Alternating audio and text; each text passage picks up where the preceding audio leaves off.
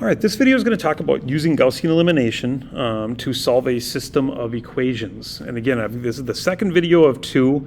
This one's mostly just going to be an example. So hopefully you've watched the first video already and you have the idea of what the row operations are.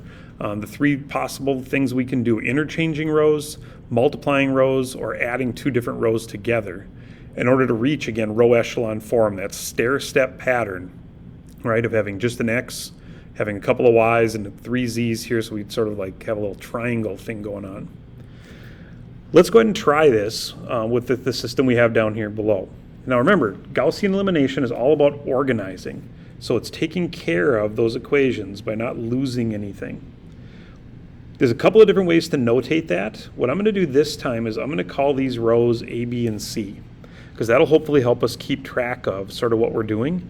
And every time we come up with a new equation, sometimes it's nice, we can give it a new name. That way we don't lose track of where we're going.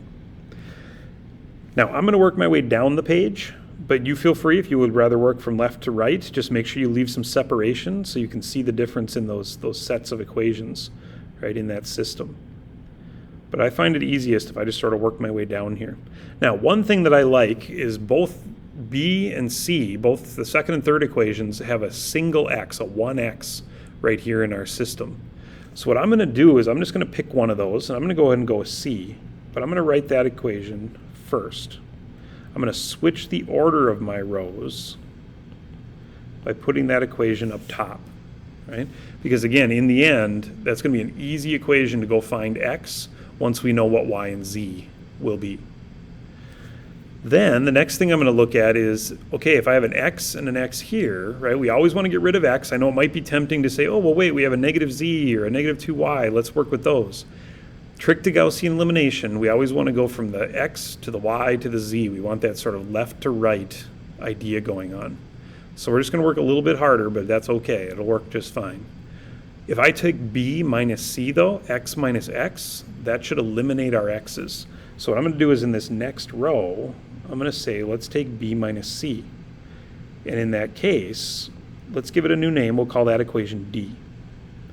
Again, X minus X is gone. Negative 2Y, right? Sorry, we bumped the side here.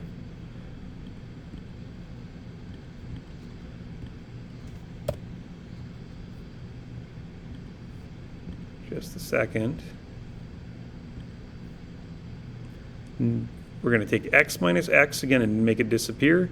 Negative 2Y minus Y makes for a negative 3Y. And negative 3Z minus a negative Z. So think of that as plus. Negative 3 minus negative 1. Well, negative 3 plus 1 would be a negative 2Z. Same thing on the other side, 2 minus the negative 1, so essentially that becomes 3, and we have our new equation, D. Then, to get our third equation, what we want to do is we want to make sure we incorporate A. We haven't used equation A yet. So what I'm going to do is go ahead and say, well, why don't we go ahead and take equation A, since it's 2x, and let's subtract off, but now I need to subtract off a negative 2, or I need to add a negative 2, right?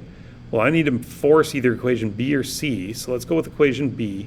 I need to force that to be negative 2x. I'm going to subtract off 2b so that we make sure we get rid of x. Again, I'm going to give that a new name, so let's call that equation E. But let's go ahead and do it. Now, if it helps, go ahead and make a side note. You can do this off to the side. I'm going to go ahead and figure out what negative 2b looks like.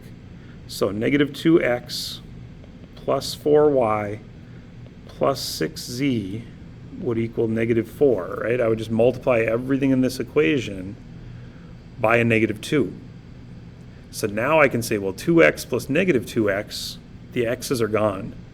4y plus 4y is going to become 8y. And z, right, plus 6z would be 7z.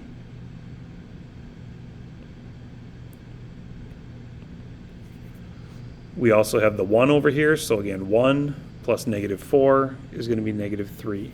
If it helps keeping track of sort of those pieces, right, you can write those little side notes down. But again, you want to keep your Gaussian elimination organized. We want to be able to sort of work from the first set to the next set and kind of work our way forward. Well, let's go ahead and do another set of equations here. I think I've got enough room at the bottom of the screen here. Oops, that was a really bad bracket though. Let's do one more set here, and if we have to do more, we'll kind of work our way back up to the top here and do another column. Again, I like equation C, so I'm going to hold on to that one.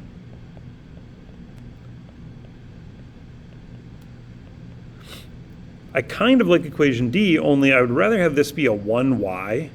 So I'm going to take the extra step. I'm going to go ahead and multiply by a negative 1/3. I'm going to say negative 1/3 of equation D. And again, give it a new name, call it F.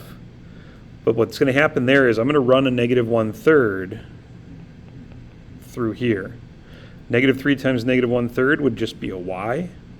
Negative and negative makes positive 2/3 z. And again, negative 1/3 times 3 would be negative 1. Now I know I made a fraction there, but at least we're down to 1y, and that's kind of nice there. Lastly, we want to get rid of this 8y that's down here. Right? So I'm going to kind of think about it and say, well, negative 3 and 8, they would both go into 24, right? So let's go ahead and multiply this second equation. So I'm going to take D, I'm going to multiply it by 8, and I'm going to add, right, we already have the negative built in because of the 3, but I'm going to add 3 times equation E. Again, give it a new name, we'll call that equation G, and maybe off to the side we'll do this work here. 8 times D would be negative 24x minus 16z and 24. 3 times E would have been 24x, or sorry, y here, right? Sorry about that, those are y's. 24, right? 21z, and finally the negative 3 here times that 3, right, from 3e is going to be a negative 9. Right? So that now we can sort of cleanly move forward, right? We're going to get rid of that little bit of a side note there. And I'm going to cleanly move forward and say, okay, the y's would disappear. Negative 16z plus 21z is simply 5z. And 24 minus 9 would be 15. And we're in pretty good shape there. Okay. Again, we want those leading coefficients to be 1s, so I'm going to take one more step. I'm going to go ahead and carry this all up here. I'm going to do one more step here. I like equation C, we liked equation F, right? But now I need to kind of convert equation G. I'd like to get rid of that 5, right? I'd like to get rid of that 5 on there. So what I'm going to do is take 1/5 of equation G. Now you can call that equation H or a new equation, but frankly, we're going to be done with that pretty quickly here anyways. So I'm just going to go ahead and rewrite to make sure we've got all of this stuff ready to go.